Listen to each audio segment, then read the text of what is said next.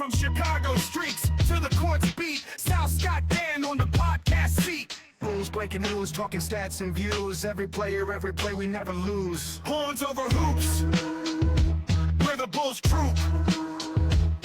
From game analysis to fan scoop. What is good, Horniac Nation and Bulls fans worldwide, and welcome back to another edition of the Horns Over Hoops podcast. I am your host for the evening, Sal Bass. Scotty B and Dan Gracie have the night off. They will be back next week. But ladies and gentlemen, I'd like to welcome a very special guest that will be joining me tonight. He's the man behind Chicago Bulls Central. He's the man behind Chicago Bears Central. He's even the man behind Chicago Sky Central. He's probably made your favorite podcast logo and intro video. But most importantly, he's the man who inspired James Harden to want to grow a beard. I'm talking, of course, please welcome my man Haize. Haize, how you doing? I'm doing good, man. I'm doing good. It's after All-Star break, which is always a period of kind of resetting, especially this year. Bulls did 6 trades at the trade deadline, so like I needed that reset. But after this week between when All-Star break started and when Bulls basketball takes back, there's always kind of a good reset week before going to the last part of the season. Yeah, I'm right there with you, man. It's bittersweet. It's like it's a nice little refresh where you get a nice 8 days off. You can watch a little bit of All-Star basketball, but you're not tied to a Bulls game. So it's a good break for the viewers as well as the players. Yeah, for As sure. I mentioned before, Haize, welcome back. I know we've been trying to set this up for quite some time, but as everyone knows, life happens. I know you're a very busy man with the aforementioned podcasts that I mentioned. You even have some projects that weren't mentioned in that list. So I know how you stay fairly busy. And like I said before we started the recording, I usually find out all my breaking news through you before ESPN has a chance to break the headline to me. So that's incredible. Yeah, I mean, Hey, that part of it, not to cut you off, has been no, crazy because like that's what a lot of people know me for. It kind of I remember I got into a rhythm. The first bit of news I ever broke was the Bulls signing Alex Caruso. And then for some reason after that, it was just like a rhythm. It was just snowball effect. So a lot of people say that. It's crazy. yeah, and I honestly, it impresses me how quick you are with it, like how you have access to your gear so fast and to get that news out, man. I tip my hat to you for that. Appreciate Uh, that. Haize, I like to start every episode. I don't know how familiar you are with the show. I like to start every episode with a little game I call Tuesday Trivia. It's where I ask you a random trivia question, Bulls related. If you know the answer, that's awesome. If not, you'll find out afterwards.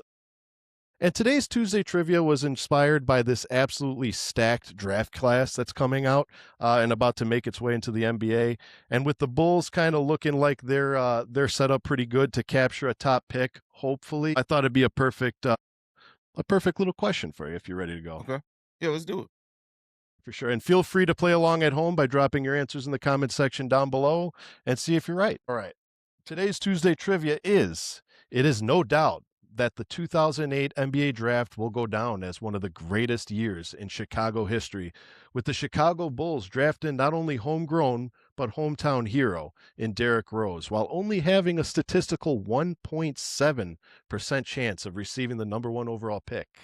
My question to you, Haize, is, do you happen to remember the Bulls record in the 2007-2008 season that allowed such odds to happen and us to get that number 1 pick? If I'm not mistaken, that was the first year that we were like under 40 wins for like 4 or 5 years in a row. If I'm not mistaken, and it wasn't that we were that bad. Was it 37 wins that season? You're close. A little bit less. 32.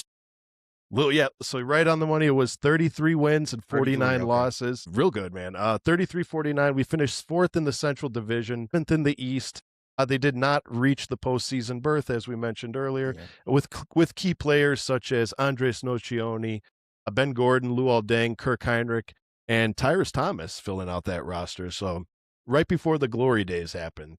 Yeah, that was Joakim Noah's rookie year, right? I believe so. Yeah. That was when, like, it feels like Chicago started waking up and watching basketball again after that Tim Floyd and Bill Cartwright hibernation periods. Yeah, that was the season after. So the season before that, we had swept the defending champion Miami Heat in the playoffs, and everything looked like it was up. And then Scott Skiles gets fired. We have a down season. It seems like he lost the team. And then we turn around and get Derrick Rose. Vinny Del Negro came in. I think Vinny also is one of those coaches that people need to put more respect on Vinny's name. Not that he was like some amazing coach, but what he came into taking over from a winning coach, a new #1 pick, built like really was there at the ground floor of Joakim Noah really starting to turn into that player. Derrick Rose's rise, like Vinny Del Negro, if I'm not mistaken, finished his coaching career as a 500 coach and never got another job after the Clippers, which is crazy to me. Yeah, and didn't he get allegedly, I have to say alleged, didn't he like get roughed up by John Paxson in the hallway after a game? Yeah, I remember that. I'm with you, man. I liked Vinny Del Negro. I thought he was doing good things. It might have been just the talent that he had, but I thought he was a pretty okay coach. Yeah, he was a serviceable like transition coach. Like I would never say like bring Vinny back or anything like that. But like I am surprised we look at some of the coaches that have like losing records and keep getting recycled that he never got another job after the Clippers. Exactly. All right. Well, thanks for joining us.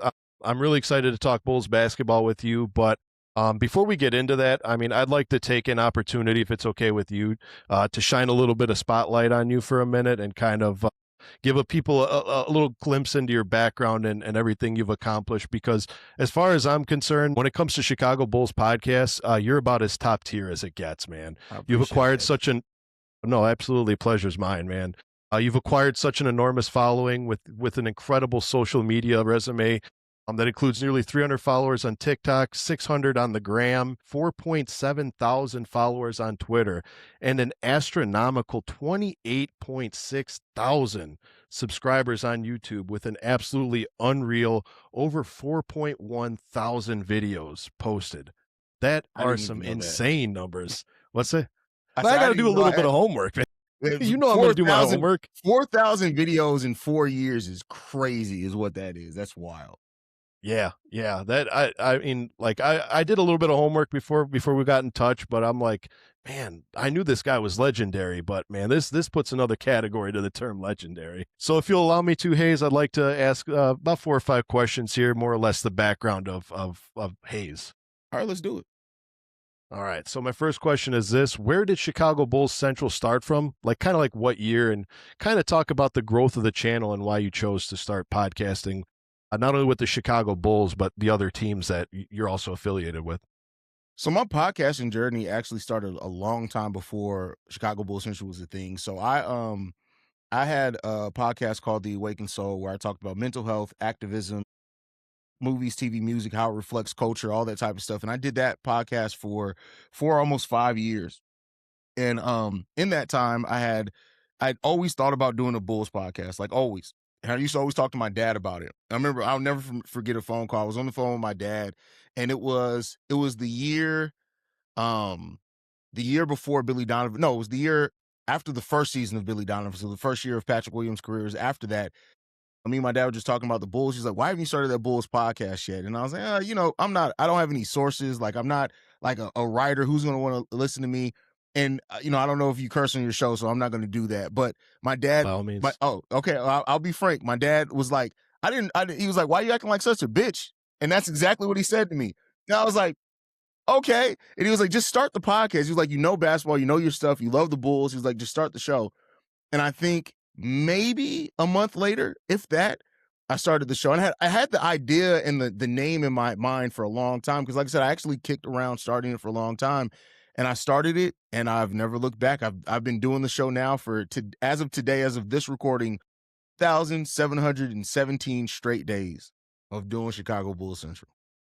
Impressive numbers, man. Just more impressive numbers to add to the impressive numbers. big hats up, and thank you to Papa Haize for getting you to jump on that and start this show, man. Because since then, like I said, you've quickly become everyone's favorite podcaster, man, including mine. So I'm very, very fortunate to have you guys in the content creation community. I appreciate that, man. It's been a journey. Like I think you always have to do stuff that forces you out your comfort zone to really grow, right? And that's what it was. And it's funny enough, I remember when the first episode, I think it was maybe the second episode of the show, somebody left a comment and they were like, "You should do this daily." I was like, "You're not getting daily content from me." And now look at it. I made myself a liar in that one, but it just comes from passion. And that's why, like, anytime anybody reaches out to me and they're like, hey, like, give me some pointers, what would you do? The first thing, and anybody who's reached out to me and asked me for advice in podcasting, I say this first thing I say to everyone: do whatever you're passionate about, whatever you have, whatever you wake up every day, you think about, you check news on, whatever. That's what you should do a podcast about, because then it's a labor of love. And through, like I said, I'm almost 1,800 straight days, and I could say I've never felt burnt out. There's not been a single time where I've woke up and I've said, I don't even want to talk about this team today. And that's because I love my sports teams. I say it on my channel. It's one of the taglines: God, family, and the Chicago Bulls. And that's legitimately, like, I got that from my dad. So, like, I love my teams, and this is something that even if I didn't have the show, I'd be talking about them every day. And I'm blessed to be able to have a platform when we get to talk about my favorite teams. And that sounded like straight from the heart, man. I love that. Because actually one of my questions I was going to have here is, what advice would you give, not only for me as a podcaster to grow, but what would you give for a new podcaster coming into the game, despite having a team that, for lack of better words, have produced some subpar products over the past few years? I mean, yeah, so as long as you have that passion, but outside of that, just to add a different complexity to it, it's like, just start. Like, I think sometimes, like, and I did, like, people think you got to start, you got to have this level of camera, you got to have this level of mic. And really, it's the content that matters the most. Like, podcasting, the topic that you cover may get people in the door, but it's their connection to you as a person that'll get them to coming back. It's not that you can get the news from everyone. Like, even like you saying that sometimes you get your news first from me. One day there's going to be somebody who is first. But you know what will keep people coming back to, like, Chicago Bulls Central, regardless, even if I'm not the first to break news, is that they actually, it's genuine. Like, you genuinely get me, the good, the bad, everything. You get me. And so I say, just start it, and your community will come to you. It'll build to you. And you'll find out very shortly is that, one thing is that people can overlook bad production quality, but they can't overlook bad content. And so if you have that passion to do it, you're gonna give good content, and you'll take off. I respect that. That's a great answer. My next question is exactly this. One thing I've always admired about you and your show, Haize, is just your ability to speak, man. Like, it sounds like when you speak, it's so fluid. There's hardly any there's hardly any filler words. You speak, and it's poetry in motion. So my question is, how did you get to be so well spoken? Classes, or did it just come naturally?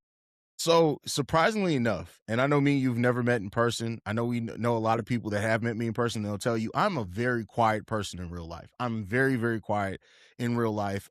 I'm not reserved, but I observe, right? And once I'm familiar with people, then I'll talk more. But I think for me that makes it fluid is that I was in the debate team growing up in high school. But I think it's that there's no fluff for me. And like, even with my show, like, I don't have hour-long shows or anything like that. Like, I say what I need to say and I get out. And I think for me, it's just that because I do speak from the heart and I don't try to fluff it up, I work through it. If I'm wrong, like all those type of things. Like, it's just a stream of thought for me. And so one thing that I do, and I did this early on, and I still do it every once in a while, and I'm letting you behind, I've never said this publicly, so you're the first one to get this information, is that there is one episode, at least, sometimes two a month, that I do where I sit down with no topics, no pre-planned topics, no ideas. I just turn on the camera and the mic and I let it go.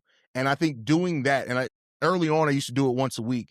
That's what made me be able to come up with a fluid flow to my ideas, is that I'll just sit down and just say, hey, I'm just going to turn the camera on. What comes out about the Bulls comes out about the Bulls. Actually, as of the day of this recording, 2 episodes ago is the time that I pushed myself to do that, because it was Monday. I think it was a Monday episode, and I literally is just like, I don't want to look. It's All-Star break. There's no news. I'm just gonna sit down and talk. And so I think that's what helped me. And I used to do that on my old podcast too. Like, that's the thing I've been doing since I started podcasting before Bull Central, is that I would force myself to do at least an episode where it's like, I'm just going to talk and let what comes out of the head, out of my mind, comes out of my mind. And I think that helped me build up that ability to just fluidly talk. That's impressive, man, because I could tell you from firsthand, picking up a phone and trying to talk, or picking up a camera, picking whatever up, it's not easy, man. Like, I used to do the 3 keys to the game before the game, where I'd walk and I'd say, all right, key to success for this team, but I can't tell you how many takes it took me just to get a full 3 keys out. And we're talking, I would stop, restart, stop, because I'd stutter. I'd say this, and I'm like, So it would take me about an hour to record a 1-minute video. So I respect that. That's incredible. This is kind of a personal question. If you don't feel comfortable answering it, by no means don't feel obligated to divulge it. But with podcasting taking up so much of your time, is podcasting your main bread, or do you work a normal 9 to 5? Or Now it is. So I've been blessed enough now that I am able to podcast full time now, and it's not just from like, so I do my shows. I also do Locked On. I work for Bleacher Report as well. So like I have a lot of avenues to where I have a lot of I generate a lot of income through those means. So yeah, I'm able to do that now. But it was and like it was 4 years of grinding before being able to do that, building relationships and stuff like that to be able to get to that point. But yeah, so that's what I do now full time. On top of course, as many people will know, I have 4 children. I'm a full time single father. So well, my oldest is in college. So, but yeah, that's I'm blessed to be able to do that. you have an oldest in college, man. I wouldn't He's even 20. think you have 20. He's to be 20 in April. He'll be 20 in April. Yeah. I wouldn't think you'd had one old enough for high school, let alone in college, man. Blessed to you, man. 4 kids, Thank that's you, a thank you. blessing. I have 2 myself. I'm trying to convince the missus to give me a 3rd one, but he's 6 months right now, so we're still in the stage of You're still early on. waking up. Yeah, Yeah. so but my oldest is 16, so Okay. Nice gap there. yeah, he's just started driving, so pray for me.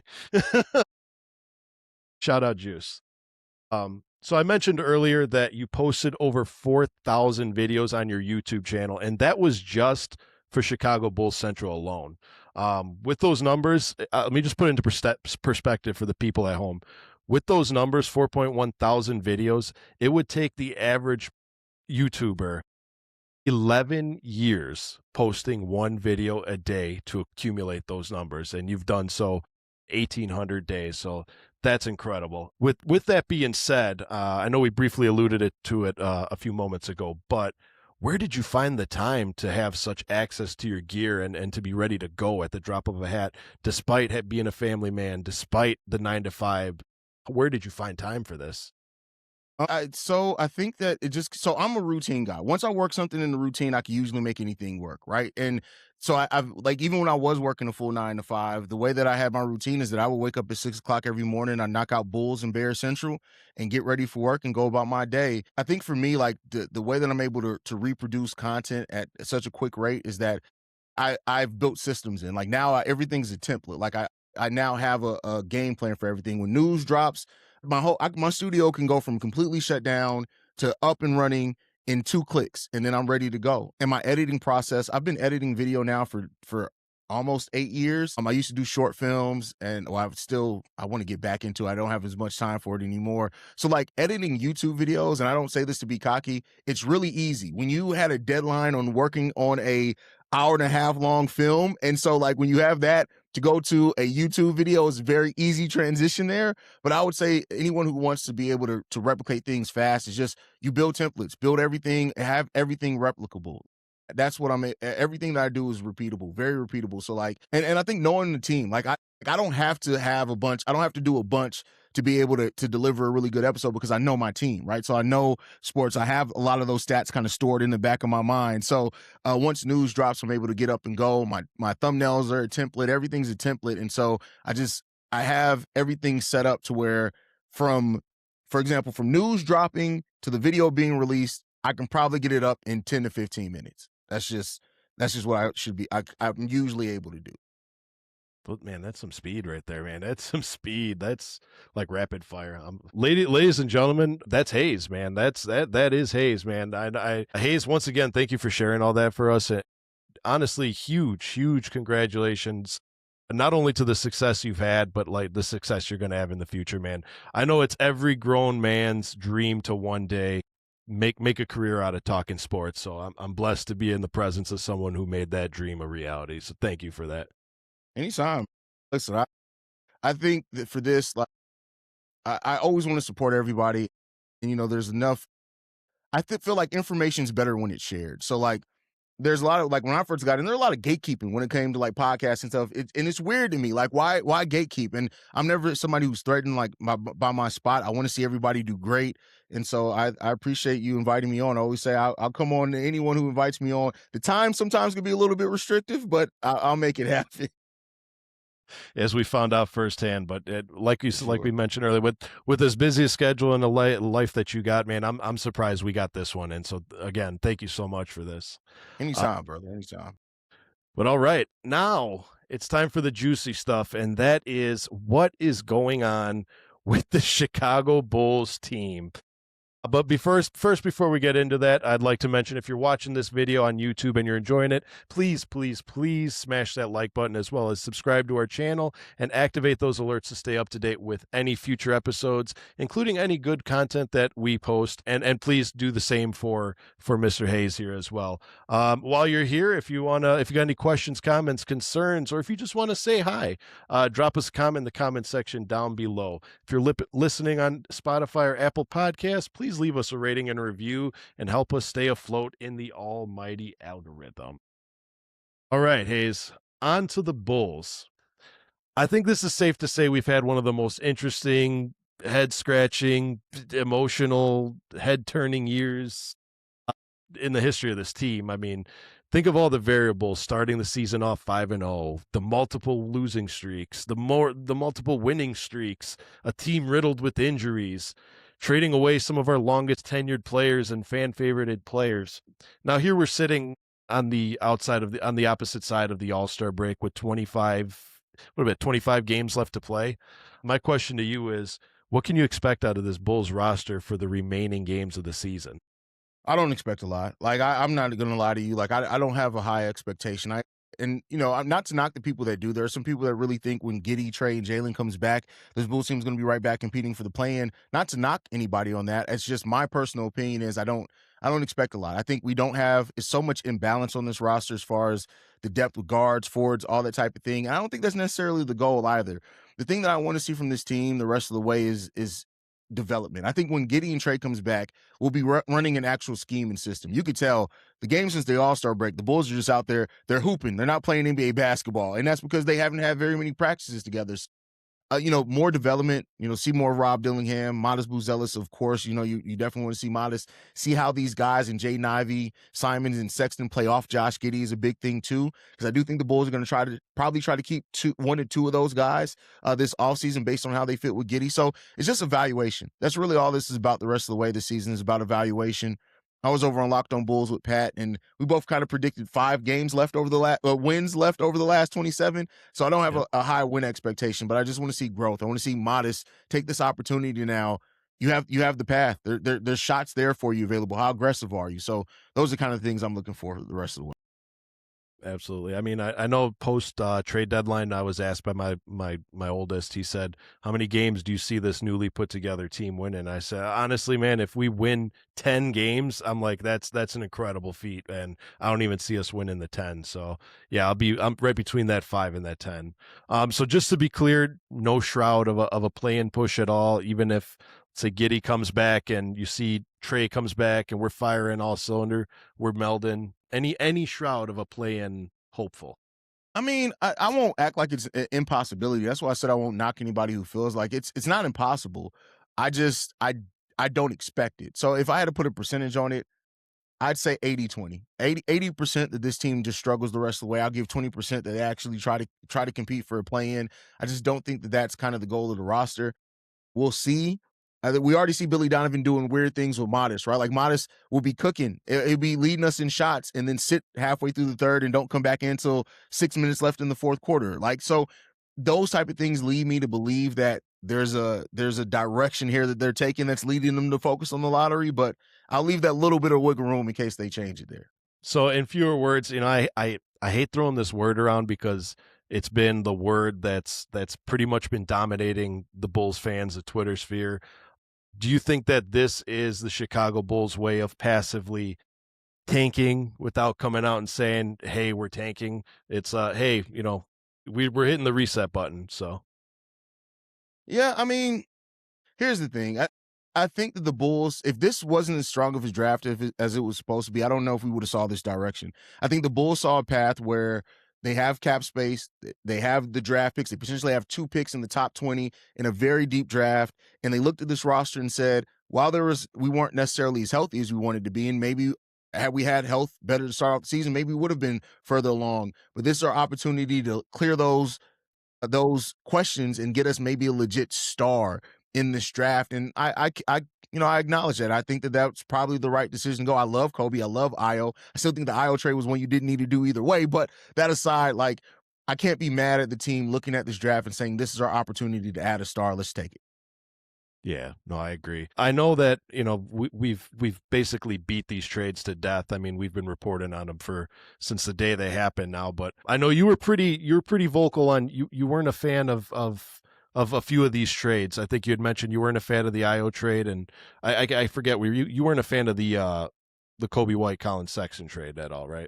Well, so the Kobe White Collins Sexton trade I wasn't a fan of because that was just, I love Kobe as a player and I wanted Kobe. Like, that was selfishly the Kobe thing. I understand it from the point of the money, right? Like, if you had any questions on paying Kobe White $30 million, you had to move him. I don't know if the return was the right return in that case, but if that was the market dictate, that's what the market dictates. The IO trade, I think, was a huge miss because I think even what we've seen in the NBA is that players like Io who do have value, you don't usually get that most value when they're expiring. You get that when they have money left. And I thought the Bulls learned this last year. They extended Lonzo Ball, and then they were able to trade him, whereas they didn't really have those offers out there. Reportedly, Memphis Grizzlies offered a first-round pick, but they were still able to recoup some type of value back in that, right? And I think with Io, even if he did want $18 million, you re-sign him. If you feel like he's not part of your future, you then trade him. And then at that point, you're going to get more value back because the team that's going to acquire him has years left at whatever price of cost controlled. And so I think that they just missed the ball on that one. And I think that, like, when you look at the biggest pieces in the trade, they already had Ivy, they already had Colin Sexton at that point. Unless they really believe in Dillingham and think he can really turn into something, I just don't know if you got the best value if you would have just re-signed him at the end of the season and then try to trade him maybe even next year at the trade deadline. Yeah, honestly. And I'm glad you mentioned the return. The return wasn't enough because, I mean, I'm probably not alone. I'm sure I'm with Bulls fans all around when I say, what was with the 13? Because we had 14 second rounders, and I think it was discovered Kobe was still injured, so it rescinded one of those second round.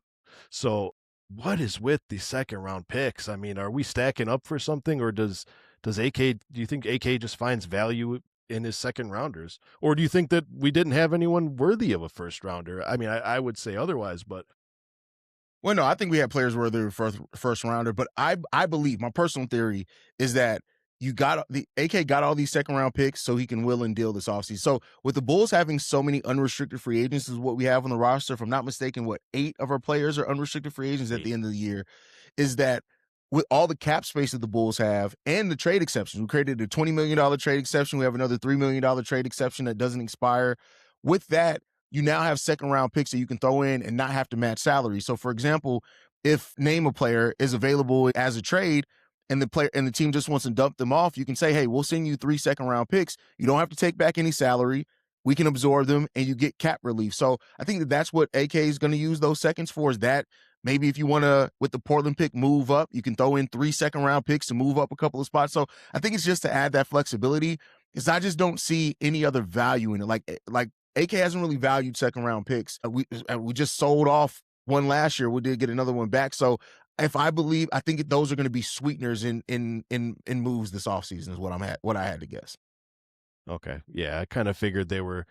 I kind of figured, like you, they were throw-ins to be named later. And you mentioned 8 players with unrestricted to be unrestricted free agents, and I noticed during the trade deadline we traded almost all of our players with expiring contracts. Do you believe that this was a more financially driven trade deadline, or do you genuinely feel like AK, like he said in his interview, middle of the pack is not good enough, we got to hit the reset button and try again?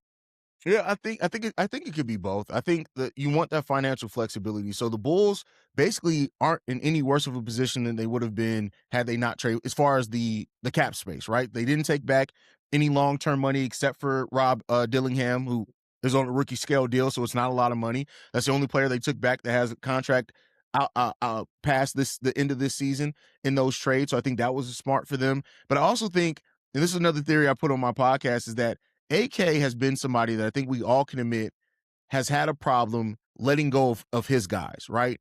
And so what AK has now put himself in a position to do is that you don't have an attachment to Anthony Simons. You don't have an attachment to Colin Sexton. You don't have an attachment to Nick Richards and these guys. Yeah, they're going to finish out. They're going to end up playing 30, 35 games for you, which is fine. But it leaves you in a spot where you can objectively evaluate the guys that are here and then evaluate what you want this roster to become. Because, like I said, I didn't want Kobe traded because I have an affinity for Kobe White. If AK felt the same thing, it's no longer, well, I got to figure out what the next step is and how we can evolve Kobe. Now it's maybe I just need to figure out the next step and just clear the deck, and we can evaluate as we need to go forward. Yeah, I wholeheartedly agree with that. It was kind of like he's got a chance to take a step back and get a tryout. Who do I really want on my team going forward without the hassle of a commitment of a funky contract or anything along those lines? So absolutely. Last question, and this is kind of reaching for the stars here. We had, like I said, we had a roller coaster of emotions during this trade deadline. Seemed like we got rid of Herter, got rid of Saric, who we never really saw in Jersey. I think he lasted 36 hours with us. We got Ivy for him, and Bulls fans, I think we were genuinely happy when news first broke about that trade. We're like, okay, I like this trade.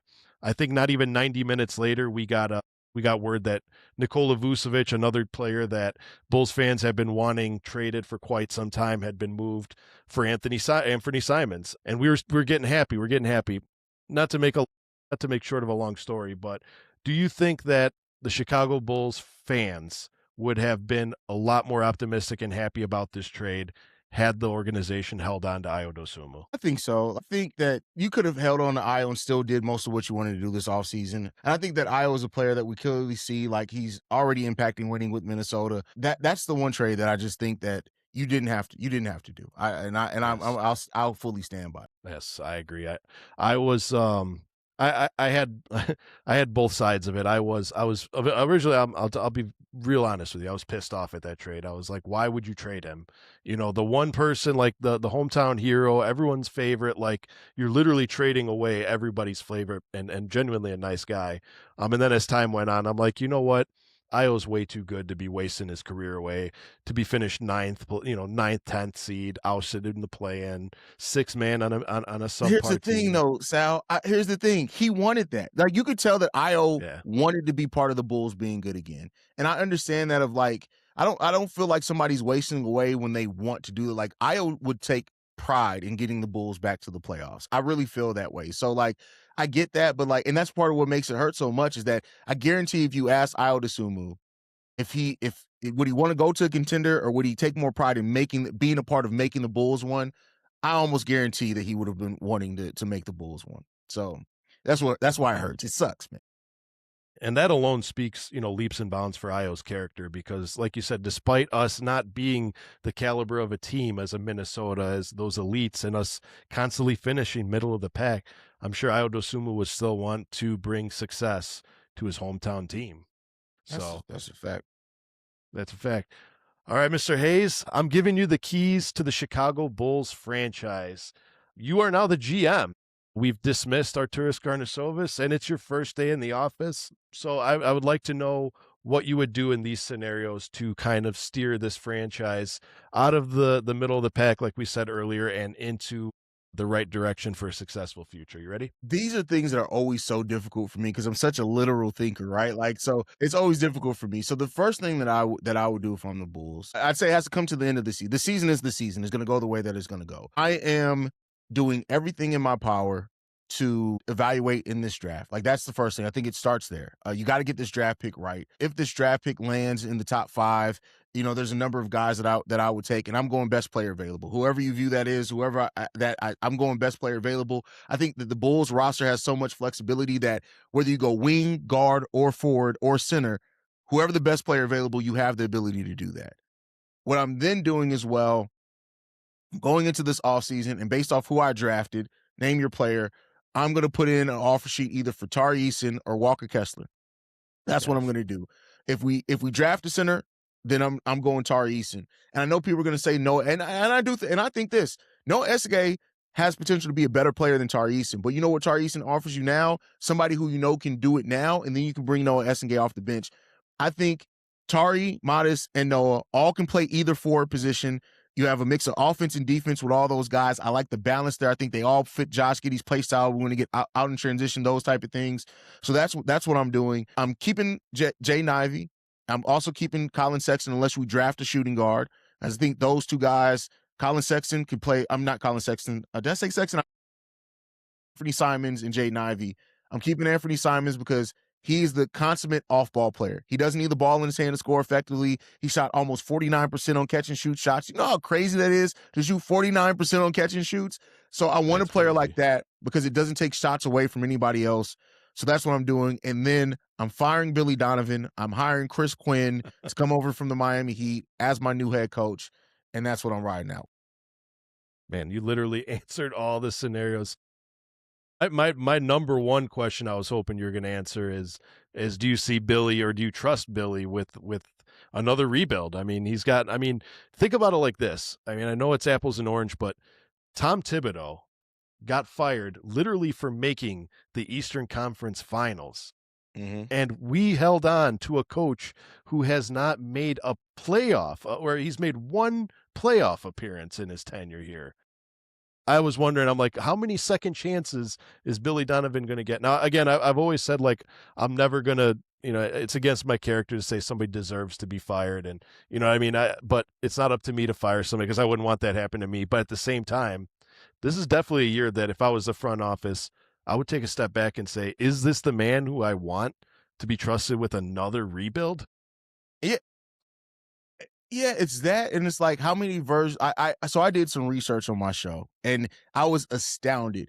Like throughout sports, and this isn't just basketball. This is just Bulls history. There has never been a coach to have 5 losing seasons and keep their job. There's never been that. Billy Donovan will be the first one to do that. 5 out of 6 seasons with a losing record and keep his job. And so when you look at that alone, that's enough reason. And then, like you said, if you get in a lottery pick this year, I don't want Billy Donovan touching a year of that kid's development. I don't want him to. Like, no knock on Billy. He's a good guy. Billy Donovan is a perfectly good guy. Like, and he's a perfectly serviceable average NBA coach. But average isn't cutting it anymore. And when AK's plan was to try to get this team close to contention as soon as possible, I understood keeping Billy. At this point, development is the biggest thing that you have here, is internal development. From Modest, from Noah, Josh Giddey to continue to develop, potentially your 2 first-round picks this year if you get that Portland pick. I don't want Billy Donovan guiding the development of those guys. I don't want him to. I like that answer. I'm taking it a step higher. How much longer do you give the AK regime? I mean, I know there's no timetable. I know there's some people saying that if they were dismissed right now, it would be 100% better. But how much more leeway are we going to give this guy? Like, how much would be an acceptable length of time to be like, all right, you hit your reset button. Mm-hmm. How long till we're relevant again? Okay, so I would not blame anybody or him getting fired now. Like much like with Billy Donovan, you've produced a losing product, but you have hit the button on the reset. So me looking at that, how long would I say? I would say 2 years. And I know that may sound crazy, but you got to think about it. 2 years from now, we're 3 years into Josh Giddey's 5-year contract extension. That's where we are 2 years from now. 2 years from now, it's time for Modest Buzelis to get his contract extension. So I think at that point in time, if you hit the reset button, but you have a very short window here, because if you're not at least looking like a team that's on the up and coming and that we can say, hey, they're going to be contending to not just make the playoffs, that they look like a team that maybe they can win a playoff series, then even then you may still fire them. But then I could say, okay, it's justified for you to see this through a little bit quicker, a little bit longer. But I think 2 years tops. And I think that's even giving it a lot, to be honest with you. Honestly, that's a perfectly acceptable timetable, like you said. I mean, I know there's people that want it now, but I mean, he already made the moves. Might as well wait to see what he's cooking up. You mentioned the draft, and I like this draft. I'm not gonna lie, this is the first draft in a while that's really caught my attention. If you once again, you're the GM here, you got the number 1 overall pick. Is there one person that you think that will slide into the Bulls organization that will make a difference today? Not Man, that is a develop, great. not just today. That's a great question. Darren Peterson could. I have my concerns about Darren Peterson, especially with how they sit him in second halves of some games. Like I'm a little bit worried there. So I'll say AJ DeBasanta. Like the kid to me has, and I know people are gonna murder me for this, and rightfully so.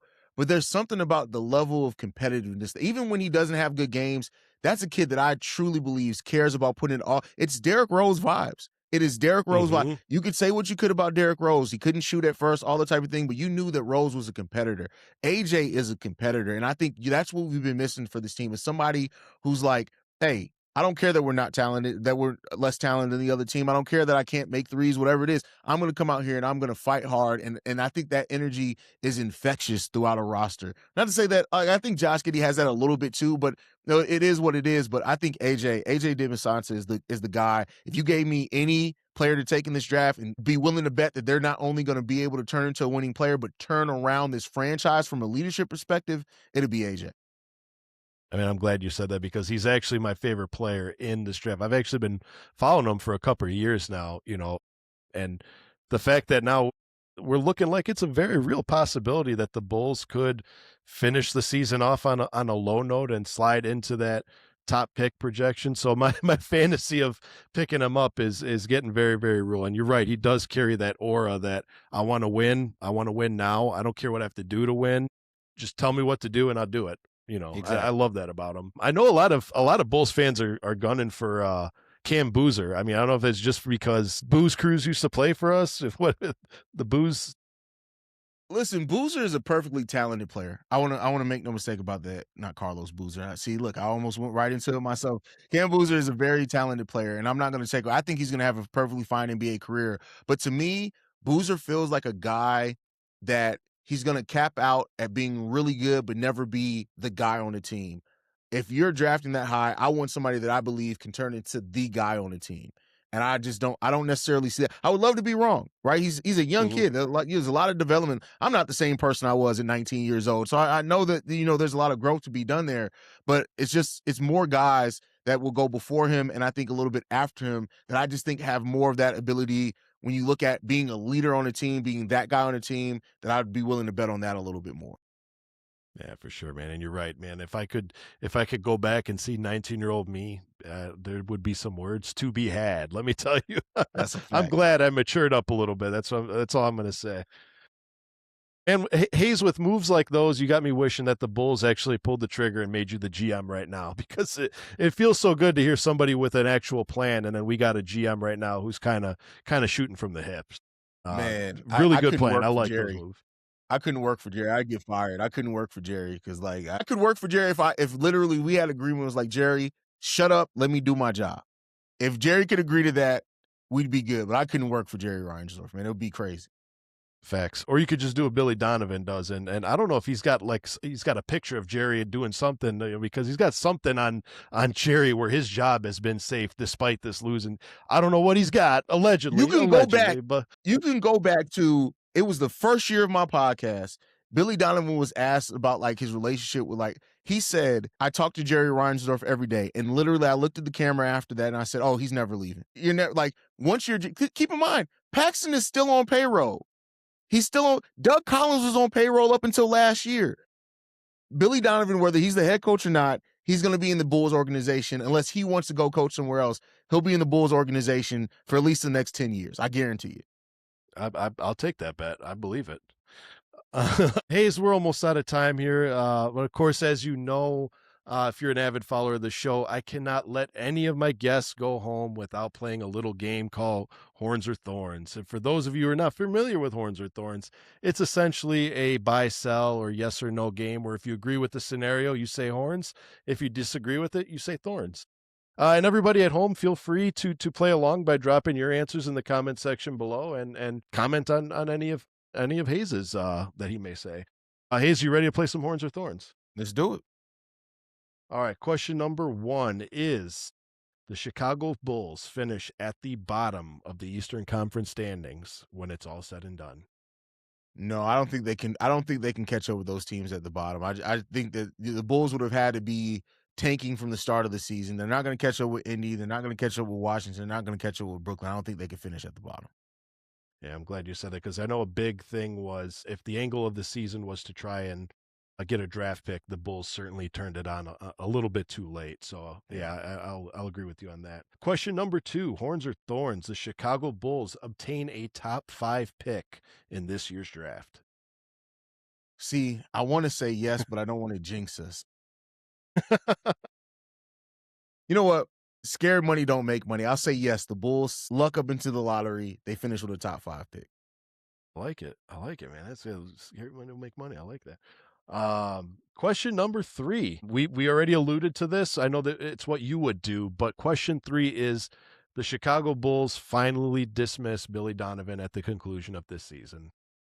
No, I wish. I really do wish, but no, I think Billy Donovan's going to get another shot. I wouldn't be surprised if Billy Donovan is here for another 2 or 3 years. I just would not be surprised. Yeah, I agree with you. I'm some about it is like, man, this guy's here to stay. And question 4: the Chicago Bulls make a big time free agent or trade acquisition this offseason. Yes, they'll make a big time trade or free agent acquisition. It depends on what you view as big, right? Like if you're talking about like a star signing, probably not. But I do think they make a big acquisition as far as a player that they're going to make a big money contract, and it's going to be somebody that comes in and really helps this team.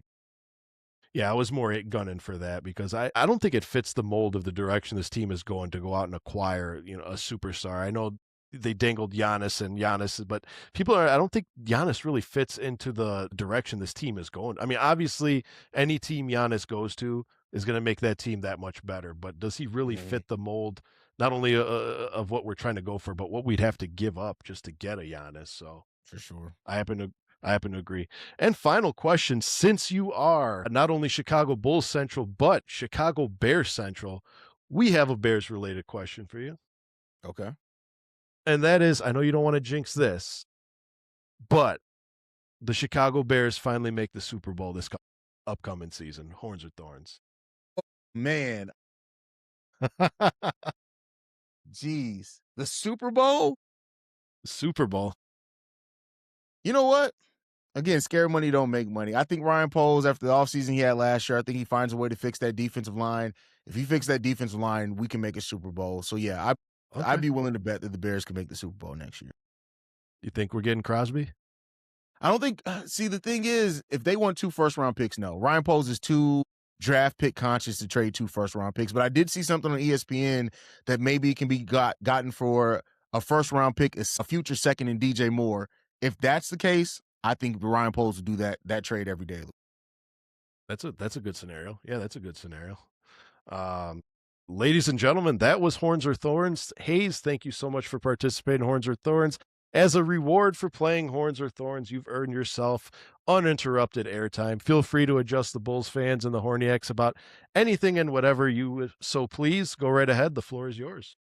I'm going to take a positive swing on this one. I'll say this. Bulls fans need everybody to remember where we are sucks, right? It sucks. It's not any Bulls fans' fault, though. I've seen way too much, and I want us as a community to try to get through this together. People that still want to support this team, they're not the reason why this team sucks. Like, it's not up to a fan base to get a front office to make smart decisions. It's not up to that. So don't blame the people that are still going to games. Don't do all that. Now, I will say this, too. For people that do want to show their dissatisfaction with this team by not going to games, by sitting out protesting, not buying Bulls merch, do that too. Every fandom has the right to fan how they want to, but none of us are the reason why this team is where it is. And so we have to try to get through this together. We have to try to come out on the other side of it because it sucks. It sucks that what is a major market and one of the most storied you can't tell the story of NBA basketball without the Chicago Bulls being involved in it. It sucks where we are. And we need to get through this together. Let's try to stop attacking each other so much, and let's just bind together and try to get through this. And Stacey King said it best himself. We got 6 banners in the rafters, and they're not just there for decoration. That's true. Well, ladies and gentlemen, that's the buzzer for another good episode of the Horns Over Hoops podcast. Before we wrap up, I'd like to sincerely thank Haize for being a part of this episode. Please, please, please go follow this man across all of his platforms if you have not done so already. With that being said, we encourage our Bulls fans and our Horniacs to keep your hoops high and your horns even higher. Good night, everybody.